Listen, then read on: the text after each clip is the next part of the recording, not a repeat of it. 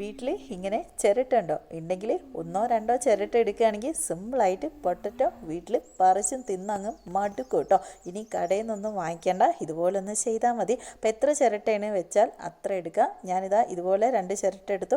അതിലേക്ക് ഇതുപോലെ ചാണകപ്പൊടി മണ്ണും കൂടി മിക്സ് ചെയ്തത് ഇട്ട് കൊടുത്തു കേട്ടോ. അപ്പോൾ പൊട്ടറ്റോ നമുക്ക് ഇതുപോലെ മുളപ്പിച്ചെടുക്കാം. അപ്പോൾ തുണിയിൽ നനച്ച് പൊതിഞ്ഞ് വെച്ചാൽ മുളച്ച് വരും. മുളച്ച് വന്ന പൊട്ടറ്റോ 4ആയിട്ടോ 2ആയിട്ടോ മുറിച്ചെടുത്തിട്ട് ഇതുപോലെ നട്ട് വെക്കുക.